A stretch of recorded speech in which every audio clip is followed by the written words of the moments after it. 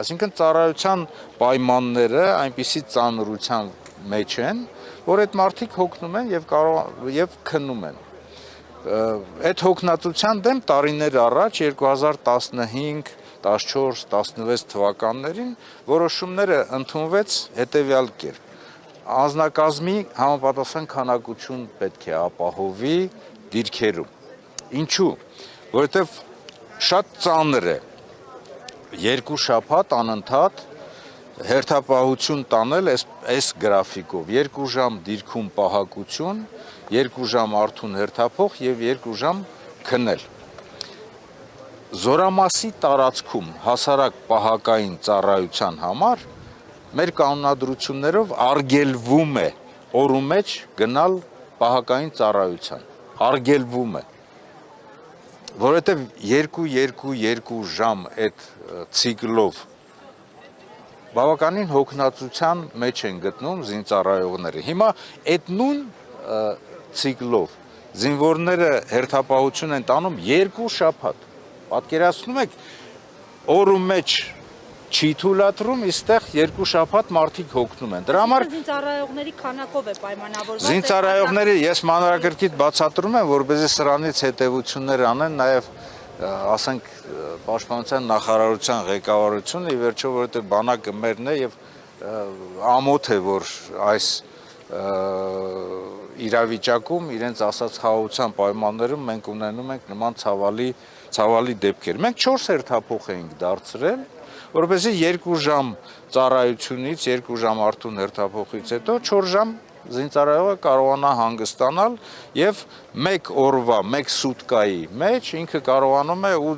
մինիմում 8 ժամ հանգստանալ։ Այսինքն քանակություն է պետք ապահովել։ Հիմա ասում եք պատասխանատվության մասին։ Զորամասի ստորաբաժանման հրամանատարը քանակություն ապահովելու համար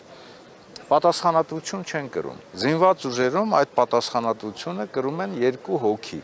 Իրենց ողջ անձնակազմով։ Պաշտպանության նախարարը եւ նրա առաջի տեղակալ գլխավոր շտաբի պետը։ Իսկ այսօրվա զինված ուժերի համալրման համար բավականին բացասական են անդրադառնում այսօրվա գործող ճակետներով ատեստացիոն process-ը, որովհետև այդ ատեստացիոն process-ը որքան էլ որ ասեն դա մրցակցության համար է, դա մրցակցության համար չէ, որովհետև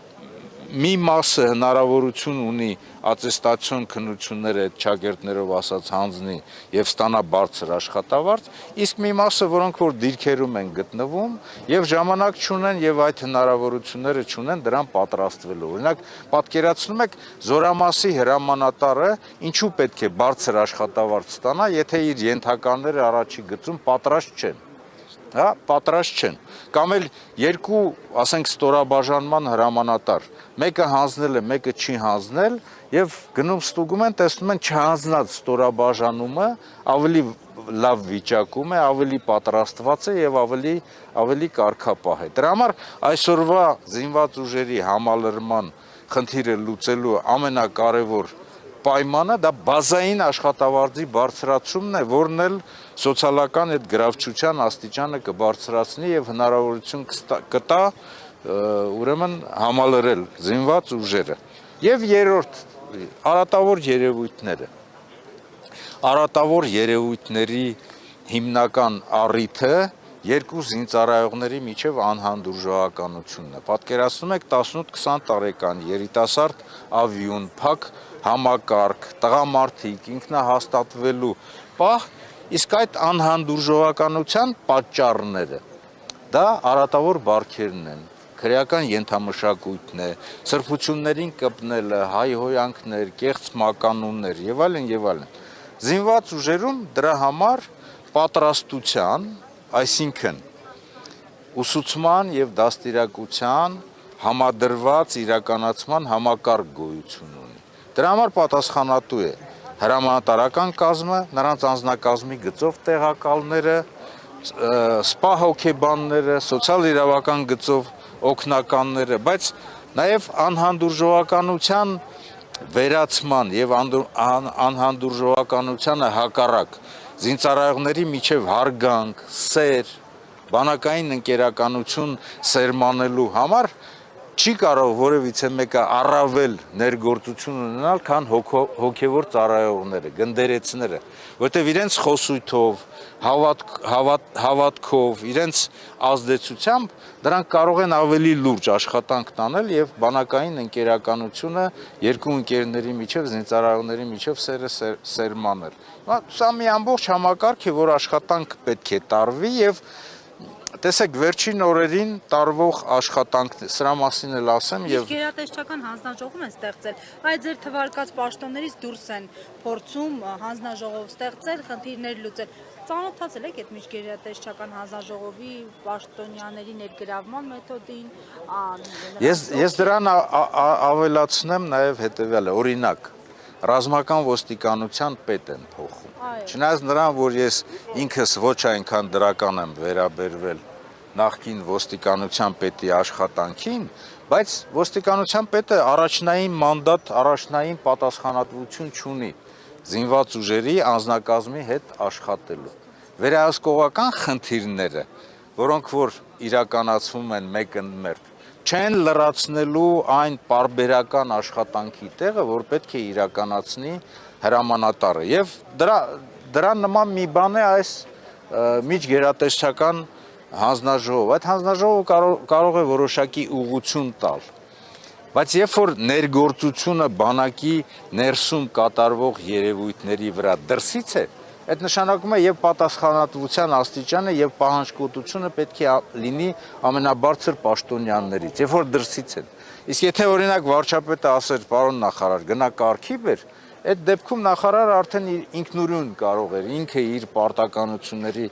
եւ գլխավոր շտաբի պետի հետ միասին պարտականությունների շրջանակներում դա իրականացնել։ Բայց այստեղ էլ խնդիր կա, չափազանց վատ է, երբ որ զինված ուժերի ղեկավարությունը ստեղծել է համապատասխան հանձնաժողովներ, խմբեր, իրենք էլ գնում են եւ ցույց են տալիս, աշխատում են զորքերում եւ հենց այդ ժամանակահատվածում դեպքերի եւ արտակարգ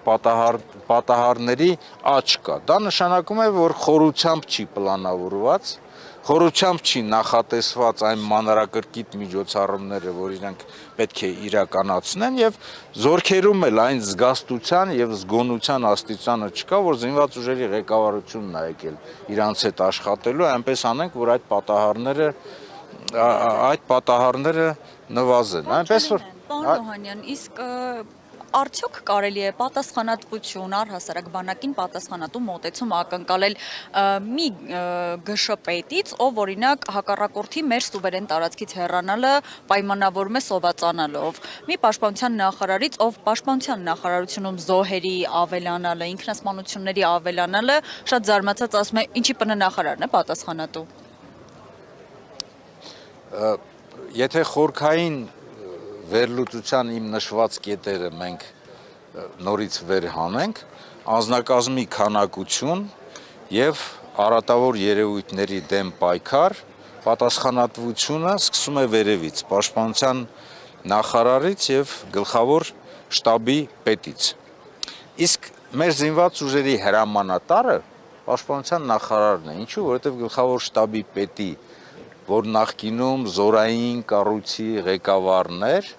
պաշտոնը փոխեցին եւ դարձրեցին պաշտպանության նախարարի առաջին տեղակալ։ Այսինքն ինքը առաջի տեղակալն է, ինքը ենթարկում է նախարարին։ Նախարարն է այսօր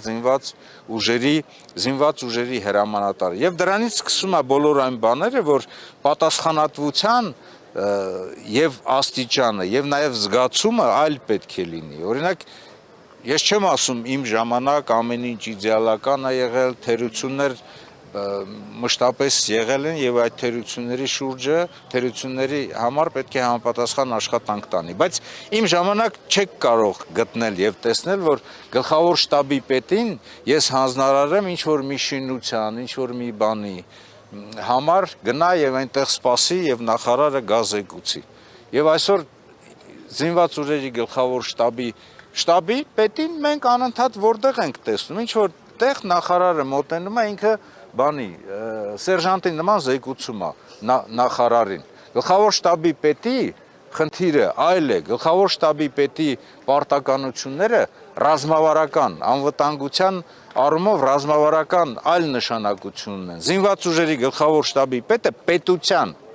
պետության բոլոր ուժային կառույցներից, մնացածից ազգային անվտանգության ծառայություն, ներքին ձեռք ամենաբարձր զինվորական պաշտոնյան է։ Դրանից ելնելով պետք է լինի նաև նրա նկատմամբ վերաբերմունքը եւ նրա պատասխանատվությունը։ Այսօր մենք գլխավոր շտաբի պետին տեսնում ենք անընդհատ սերժանտի նման ստեղ-ընդեղ զեկուցելուց։